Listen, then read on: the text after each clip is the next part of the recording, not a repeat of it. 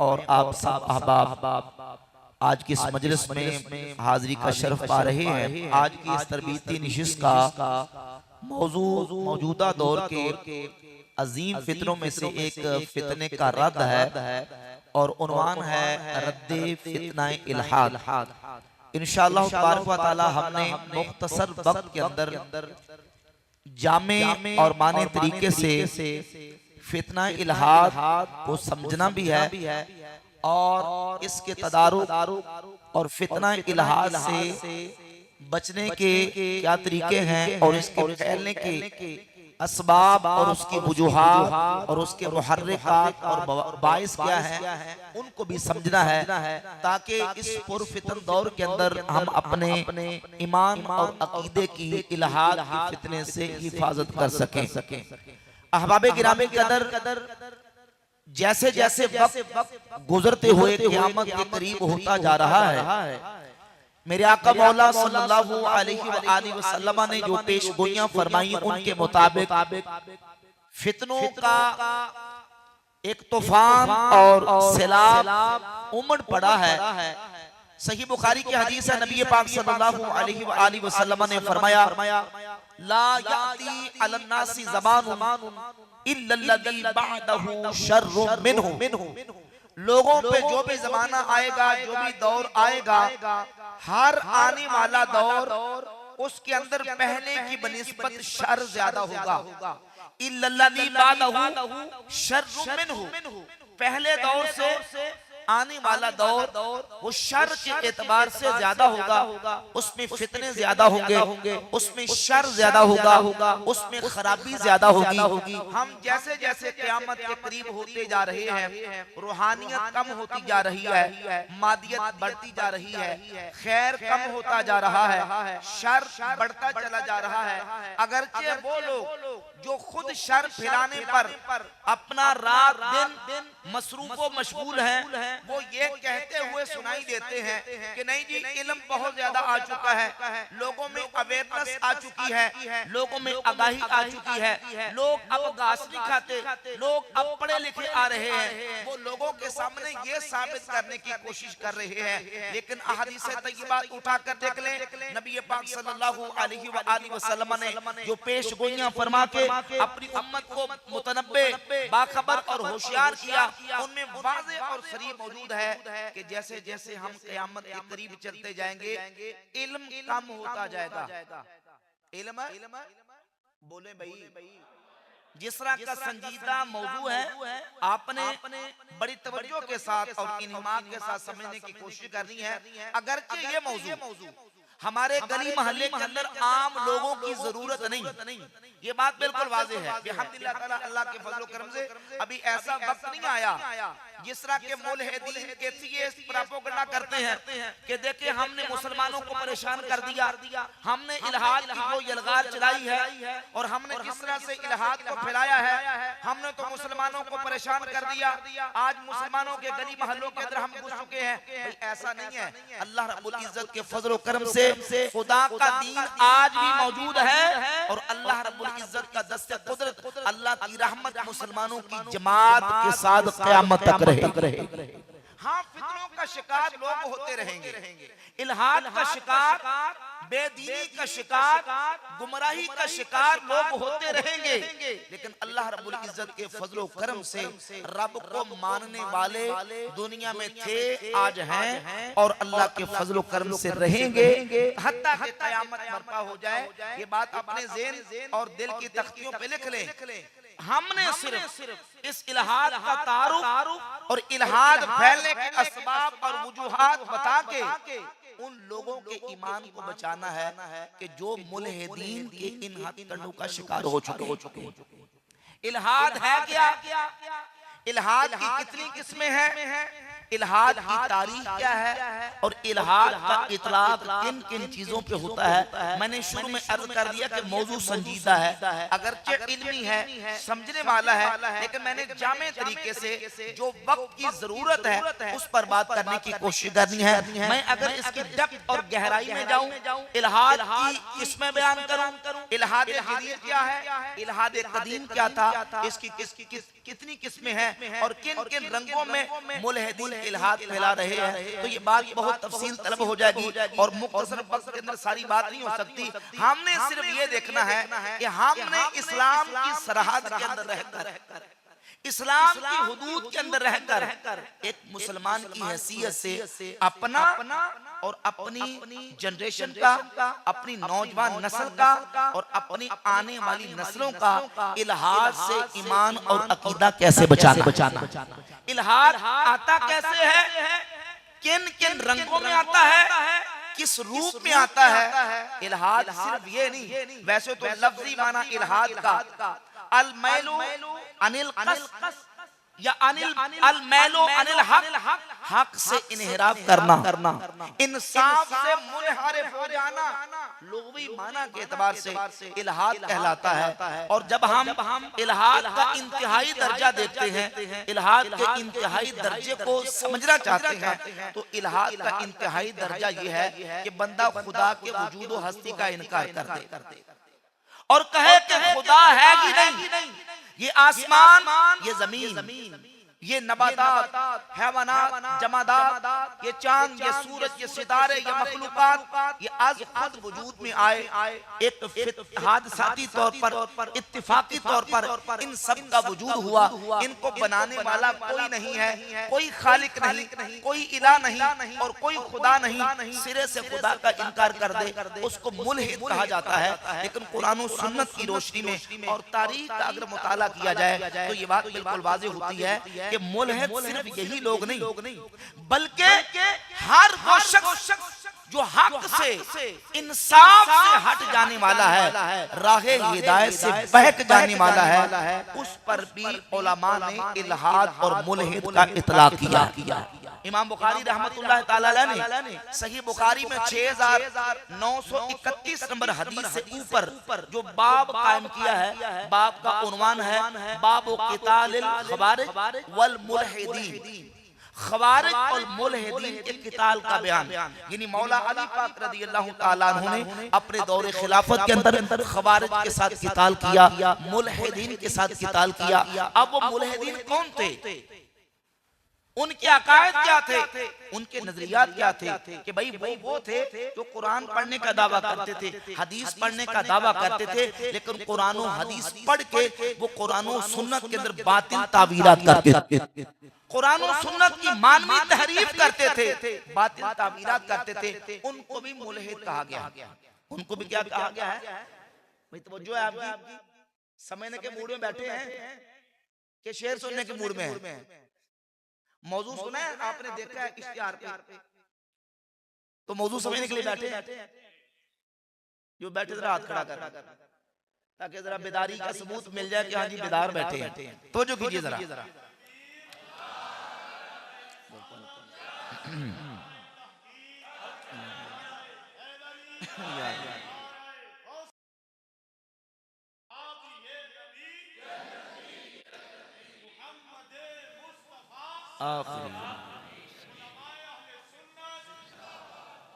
तो भाई इल्हाद सिर्फ खुदा के वजूद का इनकार नहीं, इल्हाद की मुख्तलिफ सूरतें हैं, मुख्तलिफ रंग हैं, और ये जो इल्हाद है इसके असबाब व वजूहात फैलने के क्या है? इसका पहला जीना है सुलह कुल्लियत।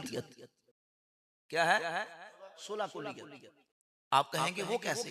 भाई वो ऐसे कि सुलह कुल्ली वो है कि जो हक से इन्हिराफ करने वाला है, जो हक को बातिल को मिक्स करने वाला है, जो हक को बातिल को मिलाने वाला है, ये भी सही वो भी सही, और गलत को भी सही कह दिया, सही को भी सही कह दिया। सुल्ला कुल्लियत ये इल्हाद का पहला जीना है। और जब अपने आप को अहले सुन्नत व जमात के दायरे से और दायरे से बाहर निकालता है, फिर वो ऐसे गुमराही के बेदीनी के स्टेप और जीने चढ़ता जाता है। पहले वो यहाँ से शुरू होता है कि भाई मेरा किसी अकीदे के साथ कोई ताल्लुक नहीं।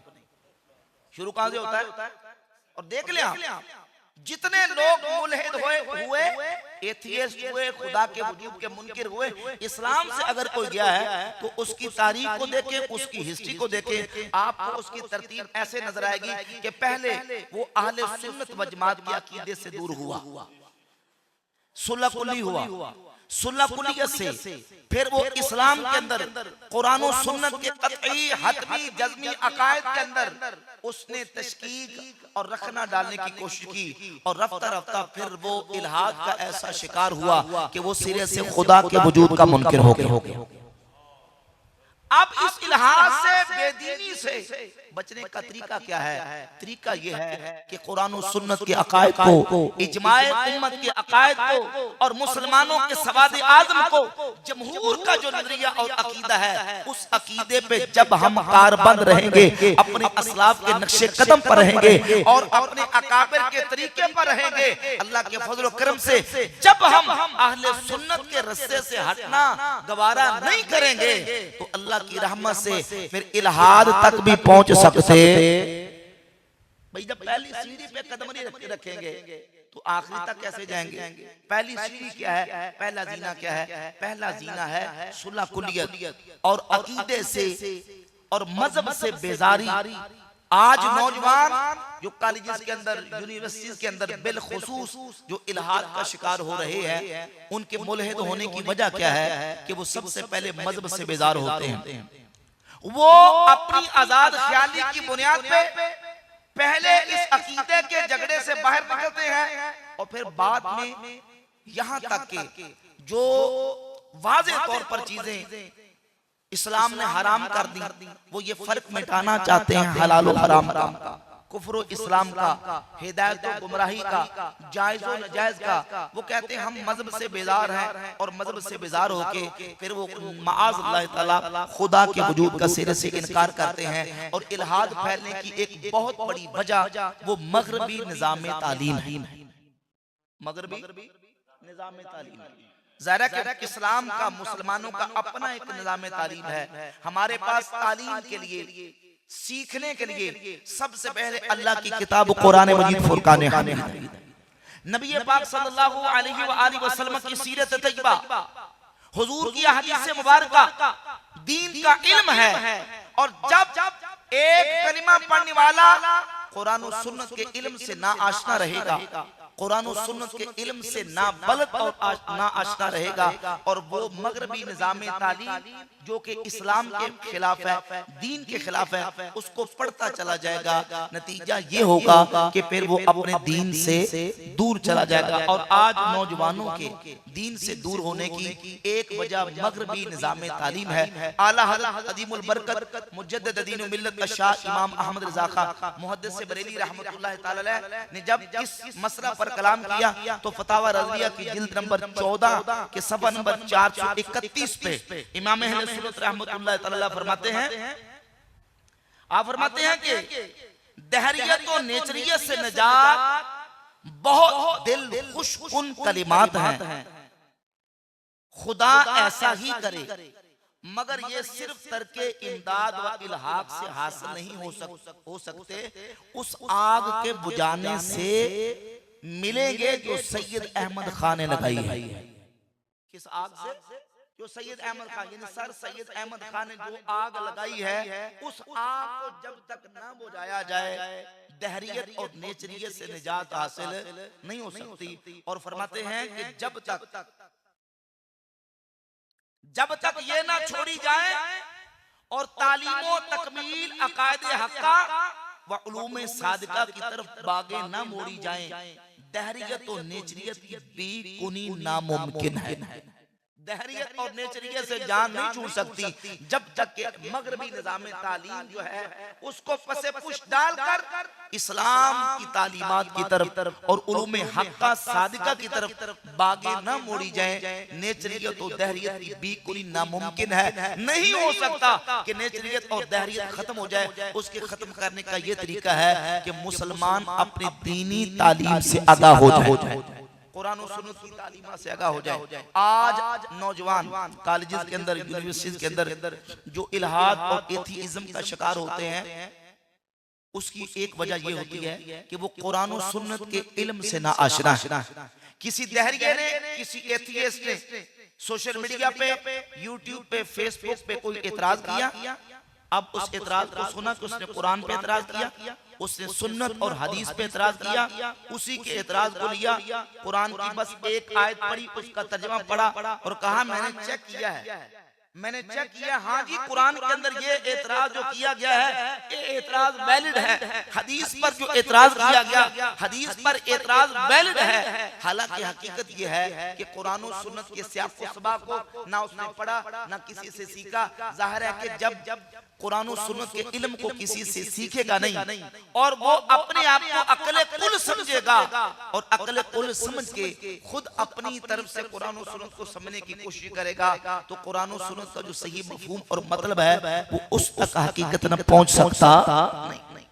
रवाफिज, खवारिज, मुर्जिया, मुशब्बिहा, कदरिया, जबरिया, जितने गुमराह फिरके निकले और आज मौजूद हैं, उनकी खराबी की और उनकी राहे रात से और हक से भटकने की वजह यही है कि उन्होंने कुरान और सुन्नत के मफहूम और मानी को बदला, उसमें मानी में तहरीफ का इर्तिकाब किया। नतीजा ये निकला कि फिर वो हक तक नहीं पहुंच सके। तो मगरबी निज़ाम तालीम जिस तरीके से आज हमारे नौजवानों को सिखाया जा रहा है, पढ़ाया जा रहा है और जिस अंदाज से टीचर, प्रोफेसर वो इस मगरबी निज़ाम तालीम को पढ़ा रहे हैं, स्टूडेंट्स पढ़ रहे हैं, ये भी इल्हाद के फैलने की एक बहुत बड़ी वजह है। 100 साल पहले इन्हीं कॉलेजों और यूनिवर्सिटी में पढ़ने वालों के ममदूद डॉक्टर इकबाल ने लिखा था कि ये अहले कलीसा का निज़ाम तालीम, किनका? अहले कलीसा। कलीसा गिरजे को कहते हैं, चर्च को कहते हैं। कहा ये अहले कलीसा का निज़ाम तालीम फकत एक साजिश है दीनों मुरव्वत के खिलाफ। हम तो समझते थे कि लाएगी फरागत तालीम, क्या पता था कि चला आएगा इल्हाद भी साथ।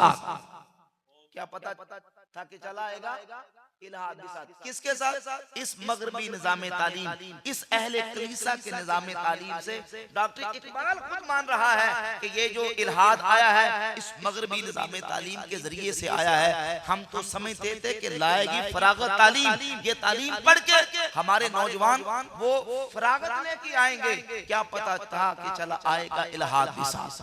आज इल्हाद का जो फितना फैला है इसका शिकार मदरसों के तालिब इल्म नहीं हुए।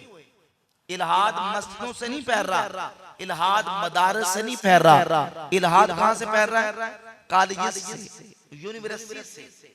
आज जो दहरियत और इल्हाद का शिकार नौजवान हो रहे हैं तो ये कॉलेज से, यूनिवर्सिटी से। अब हमने करना क्या है? हमने करना ये है अपनी नौजवान नस्ल को, अपने जवानों को इस इल्हाद से के फितने से किस तरह बचाना है। ज़ाहिर है कि उनकी तरबियत करनी है। जो कुरान और सुन्नत ने हमें बताई है वो ये है कि हर बद मज़हब, हर बद अकीदा, मुल्हिद, एथीइस्ट, उसकी सोबत से हमने बचना है। अपनी नस्लों को, जवानों को बचाना है। हमारे जितने लोग बदमज़हबी का शिकार होते हैं, गुमराही का शिकार होते हैं, तो उसकी वजह क्या बनती है कि बद अकीदा लोगों की सोबत इख्तियार करते हैं, बद अकीदा की सोबत में बैठते हैं, उनसे अपना ताल्लुक कायम करते हैं। जबकि हमारा दीन, मैंने कहा कि हमने इस्लाम की सरहद के अंदर रहकर अपने दीन ईमान को पहले मुसलमान होने की हैसियत से इस इल्हाद के फितने से बचाना है। उसका तरीका यह है कि नौजवानों को ये बताना है कि भाई हमें मुसलमान होने की हैसियत से हमें इस्लाम का दर्स और सबक ये है कि किसी बद अकीदा की सोबत इख्तियार, किसी मुल्हिद की बात को सुनना, किसी दैरिये की गुफ्तगू को सुनना, किसी राफ़ज़ी खारजी इस तरह का कोई बात अकीदा हो उसकी बात को नहीं सुनना, क्योंकि कुरान मजीद में अल्लाह रब्बुल इज्जत फरमाता है व इम्मा युनसियन्नका शैतानु फला तक़उद बअद ज़िक्रा मअल क़ौमि ज़ालिमीन, कि अगर शैतान तुम्हें बुला दे तो याद आने के बाद जालिमों के पास मत जालिमों के पास नहीं बैठना। अब जालिम कौन है? हज़रत मुल्ला अहमद जीमर रहमतुल्लाह ताला अलैह तफसीरत अहमदिया में फरमाते हैं दखला फीहिल काफिरु वल फासिकु वल मुब्तदिउ वल क़ुऊदु मअ कुल्लिहिम मुम्तने, फरमाते हैं इसमें काफिर भी, फासिक भी, बिदअती भी, हर गुमराह इसमें दाखिल है। वल क़ुऊदु मअ कुल्लिहिम मुम्तने, ऐसे सारे लोगों के पास बैठना ममनू है, नाजायज है, इनके पास बैठने की इजाजत नहीं। क्यों? इसलिए कि इनके पास बैठेंगे, इनकी बात सुनेंगे तो इनकी बात दिल में घर करेगी, नतीजा ये निकलेगा कि बंदे का ईमान और अकीदा बर्बाद। नबी पाक सल्लल्लाहु अलैहि वसल्लम की हदीस है, सही मुस्लिम में हदीस नंबर 16, हुजूर फरमाते हैं ऐसे लोग आएंगे कि तुम्हारे सामने अहादीस बयान करेंगे बिमा लम तस्माउ अंतुम वला आबाउकुम, कि वो हदीसें तुमने और तुम्हारे अबाउ अजदाद ने सुनी तक नहीं होंगी। इय्याकुम व इय्याहुम ला युदिल्लूनकुम वला यफ्तिनूनकुम, तुम उनसे दूर रहो, अपने आप को उनसे अलग रहो, कहीं वो तुम्हें गुमराह ना कर दें, कहीं वो तुम्हें फितने में मुब्तला ना कर दें। हदीस से क्या नतीजा निकला कि बदअकीदा की बात सुनेंगे, उसकी सोबत पाएंगे तो नतीजा ये निकलेगा कि उसकी बात सुनने से बंदा गुमराह होगा, फितने में मुब्तला हो जाएगा। सही बुखारी में हदीस है, नबी पाक सल्लल्लाहु अलैहि वसल्लम ने सूरह आले इमरान की आयत नंबर 7 तिलावत फरमाई और इरशाद फरमाया कि जब तुम ऐसे लोगों को देखो कि जो कुरान की मुतशाबिहात की बात करें, फहज़रूहुम, उनसे बचो। क्यों? इसलिए कि जब मुतशाबिहात के अंदर बात करेगा तो वो उसमें बातिल तावील करेगा और बातिल तावील करके कुरान की आयत में वो लोगों के ईमान और अकीदे को बिगाड़ेगा। ऐसे लोगों से बचने का रसूलुल्लाह सल्लल्लाहु अलैहि वसल्लम ने हुक्म इरशाद फरमाया। सुनन अबी दाऊद में हदीस है, नबी पाक सल्लल्लाहु अलैहि वसल्लम ने फरमाया इदा समिया, फरमाया मन समिया मिनकुम समिया इदा समिया मिनकुम बिद्दज्जाल फलयनअ अन्हु, जब तुम में से कोई दज्जाल का जिक्र सुने कि दज्जाल आ चुका है और दज्जाल जाहिर हो चुका है, फलयनअ अन्हु, तो उसे चाहिए कि वो दज्जाल से दूर भागे, उसके पास न जाए। उस जात की कसम जिसके दस्ते कुदरत में मेरी जान है, एक शख्स वो होगा हुवा यहसिबु अन्नहु मुमिनुन, वो ये गुमान करेगा वो तो मोमिन है, यानी वो ये सोचेगा, गुमान करेगा कि मैं तो मोमिन हूँ, मुझे क्या होने लगा है। और हुजूर फरमाते हैं वो उसके पास जाएगा और दज्जाल की बातें सुन के उसके शुबहात का शिकार होके उसका पैरोकार बन जाएगा। हालांकि दज्जाल का फितना इतना अजीम फितना है, इतना बड़ा फितना है कि नबी पाक सल्लल्लाहु अलैहि वसल्लम ने अपनी उम्मत को बता दिया कि सबसे बड़ा फितना दज्जाल का फितना होगा। दज्जाल काफिर आज़म होगा, लेकिन इसके बावजूद भी एक शख्स अपने आप को मोमिन समझने वाला, अपने आप को मुसलमान समझने वाला, वो दज्जाल की बातें सुन के उसका पैरोकार बन जाएगा। आज अगर कोई सुन्नी खारजी बन जाता है या राफ़ज़ी बन जाता है या माअज़ अल्लाह कोई कादियानियों की तरफ चला जाता है या कोई नौजवान बहक के वो एथीइज्म का शिकार हो जाता है, तो उसकी एक सबसे बड़ी वजह यह है कि ये बदमज़हब लोगों की बात सुनते हैं, इनकी तकरीरें सुनते हैं चस्का लेने के लिए और अपने नफ्स पर ऐसा एतमाद करके जरी बेबाक हो जाते हैं। वो ये समझते हैं कि हमें क्या होने लगा। सुनिए तो सही, सुने सबकी मर्जी अपनी करें, लेकिन हकीकत यह है कि जब ऐसा बंदा जो खाली ज़हन है दीन की, उसके पास तालीम मौजूद नहीं, वो ऐसे लोगों को सुनता है तो फिर उनका ही होके रह जाता है और अपना ईमान और अकीदा बर्बाद कर बैठता है, फिर उसके वापस आने के चांसेस नहीं बचते। लिहाजा एथीइज्म हो, सुलकुलियत हो या जितने फितने हैं उनसे अपना ईमान अकीदा बचाने का बेहतरीन हल और तरीका यह है कि उनकी सोबत से बचा जाए और इस्लाम की जो सही तालीमात है उनको सीखा जाए। देखिए, अगर तख्ती बिल्कुल खाली होगी, उस पर जो आके लिखेगा वो नक्श हो जाएगा, और अगर दिल की तख्ती पे पहले सही तरीके से इस्लाम की तालीमात लिखी होंगी, किसी को मिटा के उसको लिखना वो मुश्किल होगा। लिहाजा जब हम कुरान और सुन्नत के इल्म को खुद पढ़ेंगे, सीखेंगे और अपने ईमान और अकीदे की तालीमात से खुद आशना होंगे, तो अल्लाह के फजल और करम से इन फितनों से हमारा ईमान भी महफूज रहेगा, हमारा अकीदा महफूज रहेगा। तो वक्त की इन फितनों से हमने बचना है और इन फितनों के फैलने के जो असबाब और मुहर्रिकात हैं उनसे भी हमने बचना है। इल्हाद मुल्हिदीन का फितना, वो यकीन जाने कि हमारे ऐसे नौजवान कॉलेजेस के अंदर, यूनिवर्सिटी के अंदर पढ़ने वाले उसका शिकार हो चुके हैं कि अगर हम सोशल मीडिया से देखते हैं, अपने आप को अब्दुल्ला कहने वाला, अपने आप को अब्दुल रहमान कहने वाला, वो ये साबित करने पर लगा हुआ है कि खुदा नहीं है, रहमान, जबकि खुदा का वजूद, खुदा की हस्ती, खुदा का होना ये इतना बदीही, इतना रोशन, इतना वाज़े है कि दोपहर के वक्त जैसे सूरज पूरी आबोताब के साथ चमक रहा हो, सूरज का होना इतना बदीही नहीं है जितना खुदा का होना बदीही और वाज़े और रोशन। ये आलम, ये कायनात का जर्रा जर्रा, एक एक चीज खुदा के वजूद और खुदा की हस्ती की दलील है। आलम कहते ही उसको है मा युअलमु बिहिस्साने, जिसके जरिए बनाने वाले का पता चले, जिसके जरिए मालूम हो कि इसका बनाने वाला कोई है। ये नबातात, ये जमादात, ये हैवानात, ये आसमान, ये जमीन, ये सूरज, ये सितारे, सुबह को सूरज का निकलना, फिर शाम को गुरूब हो जाना, ये कायनात का एक एक जर्रा ये खुदा की हस्ती और उसके वजूद की दलील है। ये पता देता है कि इसको बनाने वाला कोई है और हम मुसलमान उसको अल्लाह रब्बुल आलमीन कहते हैं। बिहम्दिल्लाह ताला हमारे उलमा ने, हमारे असलाफ ने, उलमा इस्लाम ने अल्लाह रब्बुल इज्जत के वजूद व हस्ती पर अक्ली दलाइल कायम किए। ज़ाहिर है कि जो मुल्हिद हैं, जो कुरान को नहीं मानते, हदीस को नहीं मानते, हम उनके सामने कुरान पढ़ के सुनाएंगे, वो कहेंगे हम नहीं मानते। उनके सामने हदीस पढ़ के सुनाएं तो वो कहेंगे हम नहीं मानते। तो हमारे उलमा ने अक्ली दलाइल के साथ ऐसे बराहीन और ऐसी हुज्जत कायम करके खुदा की हस्ती और खुदा के वजूद को मनवाया है और ये साबित किया है कि खुदा को माने बगैर चारा ही नहीं। इस कायनात का जर्रा जर्रा उसके वजूद और हस्ती की दलील है और जर्रा जर्रा पुकार के कह रहा है कि इन तमाम चीजों को बनाने वाली एक जात है जिसे अल्लाह रब्बुल आलमीन कहा जाता है।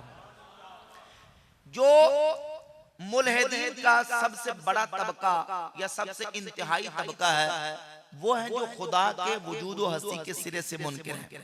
उनका दावा और अकीदा ये है कि ये आसमान, ये जमीन, ये चांद, ये सूरज, ये सितारे और कायनात की तमाम चीजें ये इत्तिफाकी और हादसाती तौर पे वजूद में आई, इनको कोई बनाने वाला नहीं है और खुदा के वजूद का, हस्ती का इनकार करते हैं।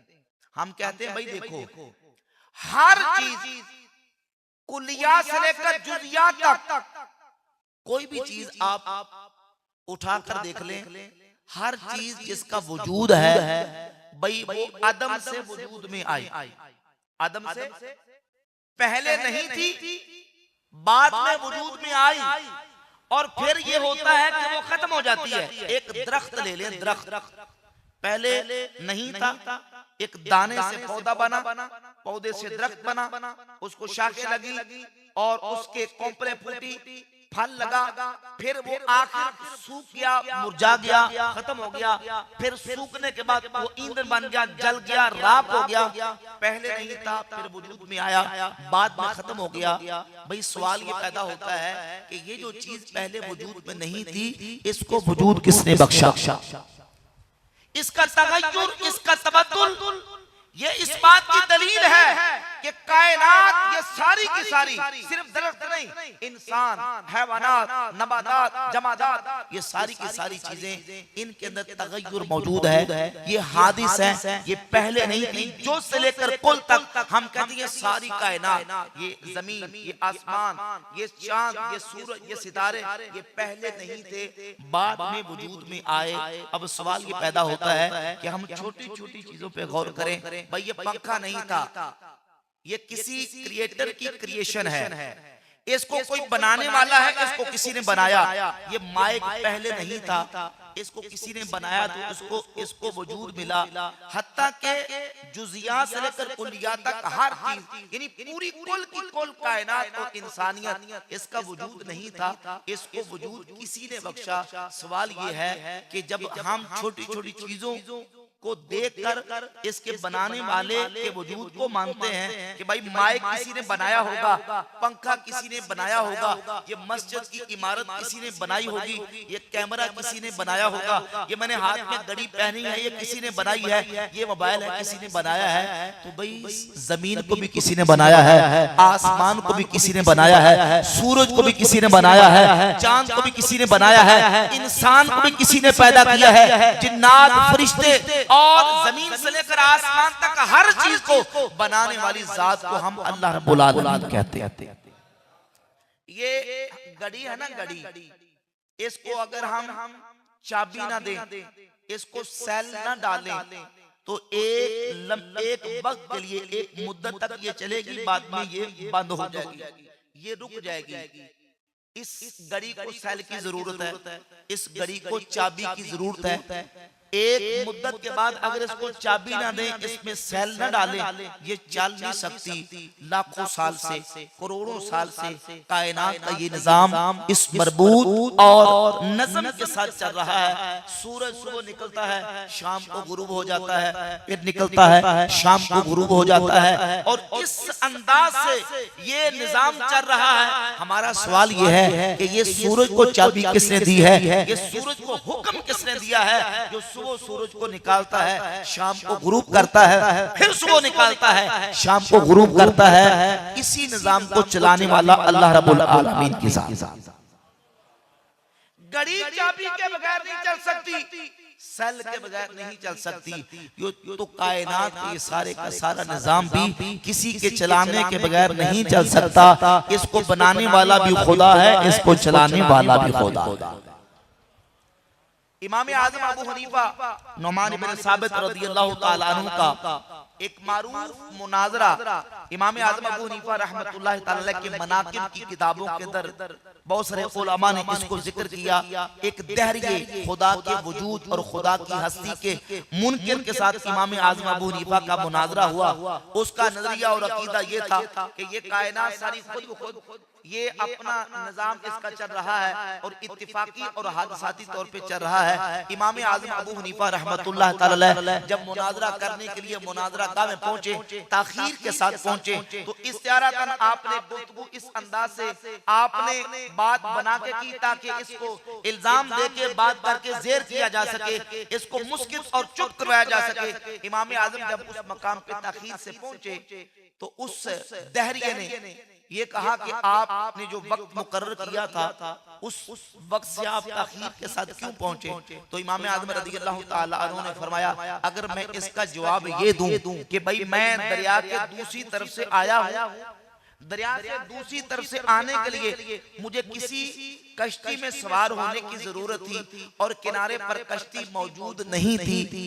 हुआ क्या कि मैं जब किनारे पर पहुंचा, अचानक किनारे पर जो दरख्त मौजूद थे वो उखड़े, गिरे, फिर कटे, उनके तख्ते बने, फिर वो तख्ते जुड़े और जुड़ के एक कश्ती तैयार होगी और फिर वो उस दरिया के अंदर आई, खुद उसका चप्पू चला और कश्ती खुद ब खुद चल के दरिया के दूसरे किनारे पर पहुंची। मैं उसमें सवार होके इस मकाम पे पहुंचा हूं, इसलिए मुझे ताखीर होगी, तो क्या तुम इस बात को तस्लीम करोगे? तो वो दहरिया फौरन कहने लगा, ये कैसे हो सकता है कि दरख्त खुद ब खुद कटे भी, फट्टे चिर भी जाएं, फिर खुद ब खुद वो फट्टे जुड़ भी जाए, कश्ती बन जाए और खुद चप्पू चले और दरिया में वो कश्ती चल के दरिया के दूसरे किनारे पर पहुंच आए, ये कैसे हो सकता है? तो इमाम आज़म अबू हनीफा रहमतुल्लाह ताला अलैह ने उस दहरिया मुनाज़रे को जवाब दिया, फरमाया एक छोटी सी तखलीक, एक छोटी सी कश्ती ये खुद ब खुद वजूद में नहीं आ सकती, तो ये पूरी कायनात का जो वजूद है ये भी खुद ब खुद वजूद में नहीं आ सकता। इसको बनाने वाला कोई है, उसी को हम अल्लाह रब्बुल आलमीन कहते हैं। नारा नारे तहकीक, नारे हैदरी, हर सहाबी नबी। भाई अल्लाह रब्बुल इज्जत जल्ला व अला मजदुहुल करीम की हस्ती, खुदा का वजूद मानने के लिए हमारे पास अल्लाह के फजल करम से अकली इतने दलाइल हैं, उलमा ने इस पर दलाइल कायम किए। देखिए मालूमात का जरिया मुख्तलिफ चीजें हैं। उकला दानिश्वर लोग इस बात को तस्लीम करते हैं कि मालूमात का जरिया तीन चीजें हैं। कितनी चीजें हैं? बोलिए जरा, कितनी चीजें हैं? तीन चीजें हैं मालूमात के हुसूल का। इस बात को दहरिया भी तस्लीम करता है, मुल्हिद भी तस्लीम करता है कि हवासे खमसा ये मालूमात का जरिया है।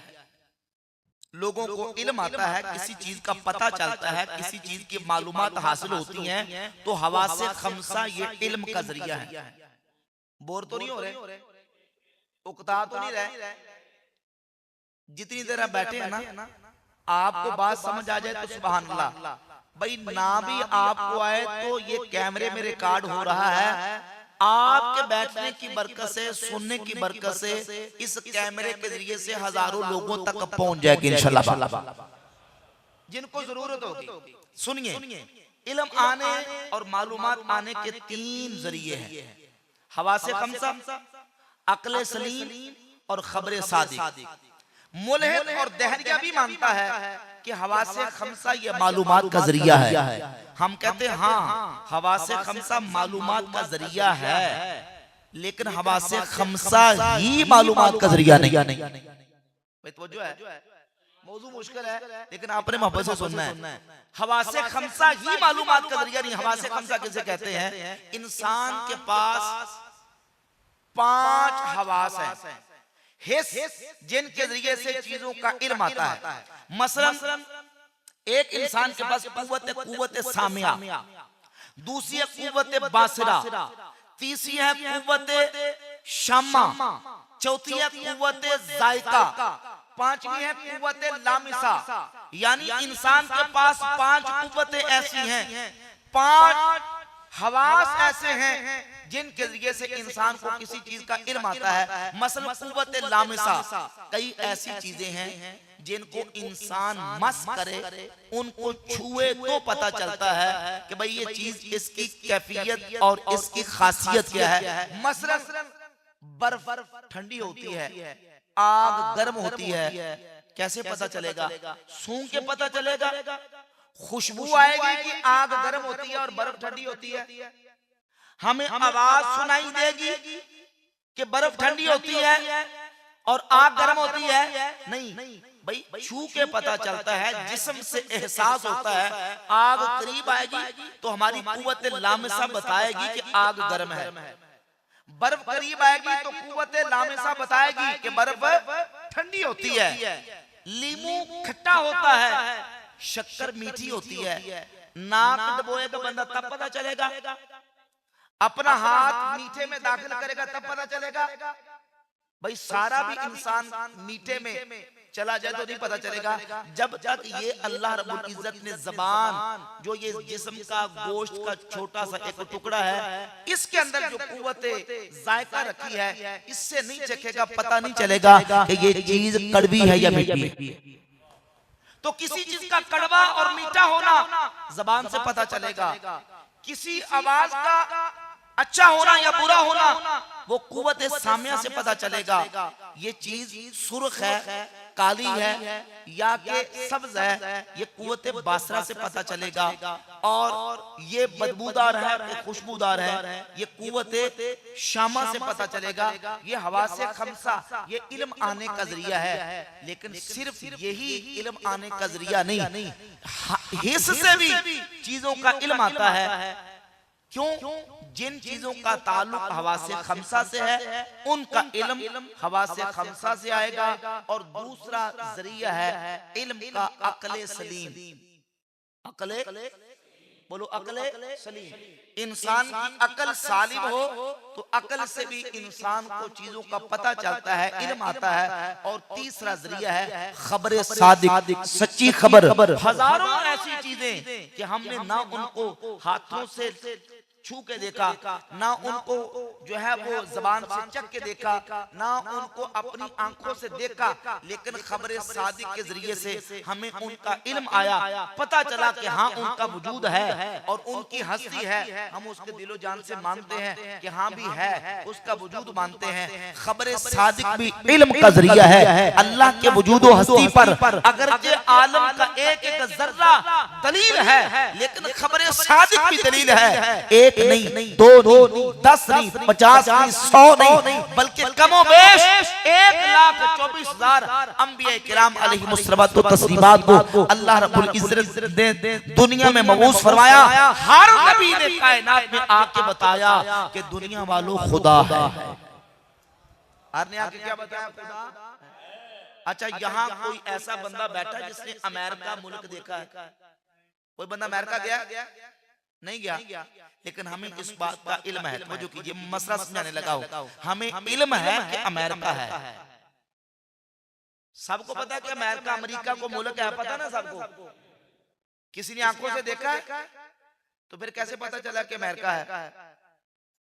हमने सुना है, हमने यानी इतने लोग बयान करते हैं, इतने लोग बताते हैं कि भाई इस जमीन पर, इस कुर्रे अर्ज पर एक मुल्क है जिसे अमेरिका या अमेरिका कहते हैं। हमें सुन के पता चले। अच्छा, कोई बंदा आपको आके ये कहे कि नहीं अमेरिका मुल्क है ही नहीं, तो उस कहने वाले की बात का एतबार करेंगे?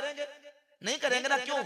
क्योंकि हमें अमेरिका के होने की खबर अखबार मुतवातिरा से, खबर सादिक से पहुंची और इल्म आया कि अमेरिका का मुल्क है। भाई अमेरिका को बगैर देखे इसलिए मानते हो कि लोग कहते हैं कि अमेरिका है, हम खुदा को मानते हैं। 1,24,000 नबी ऐलान करके कमोबेश कह रहे हैं कि हाँ अल्लाह का वजूद है, इस कायनात को पैदा करने वाला है जो अल्लाह रब्बुल आलमीन। लिहाजा अल्लाह रब्बुल इज्जत जल्ला व अला मौजूदुल करीम के वजूद, हस्ती और उसके होने को नबियों ने बताया, नबियों ने ऐलान करके बताया। फिर उन नबियों के मानने वाले करोड़ों अरबों खरबों दुनिया के अंदर ऐसे मौजूद थे और हैं जो इस बात का इकरार करते हैं कि इस कायनात को बनाने वाला एक अल्लाह रब्बुल आलमीन जल्ला व अला मौजूदुल करीम है और उसी को अल्लाह रब्बुल आलमीन कहा जाता है। लिहाजा अल्लाह रब्बुल इज्जत का होना, उसका वजूद, उसकी हस्ती कायनात का जर्रा जर्रा बताता है। उलमा ने एक वाकया, एक बद्दू और एक अराबी का जिक्र किया है कि एक अराबी, एक पेंडू था तो अनपढ़ शख्स, उससे किसी ने पूछा कि ये बता कि तू खुदा को मानता है, खुदा के होने की तेरे पास कोई दलील है? तो उसने कहा हाँ है। अब देखो जितनी उसकी सोच थी, उसका इस्तदलाल देखे, बात आमियाना है लेकिन इस्तदलाल उसका कैसा है। उसने कहा हाँ ये जो मेरे ऊंट की मेंगनियां है, ये इस बात की दलील है कि इस कायनात को बनाने वाला कोई है। कहा कैसे? कहा अल बारू तदुल्लु अलल बईर, ये मेंगनियां ये बताती हैं कि यहाँ से ऊंट गुजर के गए हैं। मेंगनी बताती है, इस मेंगनी का यहाँ होना ये ऊंट के गुजर के जाने की दलील है। और ये जो कदमों के निशान हैं, ये किसी चलने वाले के यहाँ से गुजर के जाने की दलील है। अश-शम्सु वल क़मरु कैफ़ ला तदुल्लु अलल क़ादिरिल क़दीर। तो फिर ये सूरज, ये चांद, ये सितारे, ये आसमान, ये सारी कायनात जो सजी हुई है, ये सारी चीजें बताती हैं कि इनको बनाने वाला कोई है, वो कादिर व कदीर अल्लाह रब्बुल आलमीन की जात। ये कैसे नहीं बताते, ये सूरज कैसे नहीं बताता, ये चांद कैसे नहीं बताता, ये सितारे कैसे नहीं बताते, ये सारी चीजें बता रही हैं। आलम मा युअलमु बिहिसाने, आलम जिसका जर्रा जर्रा, जिसकी एक एक चीज इल्म देती है, मा युअलमु बिहिसाने, जिसके जरिए से बनाने वाले का, क्रिएशन से क्रिएटर का पता चलता है कि ये मखलूक जो है इसका कोई खालिक है, ये जो बनाई हुई चीज है इसका कोई बनाने वाला है। मैंने अर्ज किया कि माइक बगैर किसी के बनाए नहीं बनता, ये ग्लास किसी के बनाए बगैर नहीं बना, ये मोबाइल किसी के बनाए बगैर नहीं बना, ये कैमरा किसी के बनाए बगैर नहीं बना, ये पंखा किसी के बनाए बगैर नहीं बना, इसको किसी ने बनाया है। ये इमारत किसी के बनाए बगैर नहीं बनी, इसको किसी ने बनाया है। तो जमीन भी किसी ने बनाई है, आसमान भी किसी ने बनाया है, चांद सूरज सितारे कायनात की हर चीज को किसी ने बनाया है। जिसने बनाया है वो अल्लाह रब्बुल आलमीन की जात। उलमा ने बिहम्दिल्लाह ताला अल्लाह रब्बुल इज्जत के वजूद व हस्ती पर बहुत सारे दलाइल कायम किए। हमें अपनी ईमान और अकीदे को इस पुरफितन दौर में बचाना है, वो चाहे निचले दर्जे का इल्हाद हो या ऊपर दर्जे का इल्हाद हो, हर किस्म के इल्हाद से, सुल्लाकुलियत से, नेचरियत से, आजाद ख्याली से, लिबरलिज्म से और एथिइज्म से अपने ईमान अकीदे को और अपनी नौजवान नस्ल के ईमान और अकीदे को हमने बचाना है और इन फितरों का मुकाबला करना है। अल्लाह रब्बुल आलमीन जल्ल व अला मजदहुल करीम हमारे ईमान और अकीदे की इन फितरों से हिफाजत फरमाए।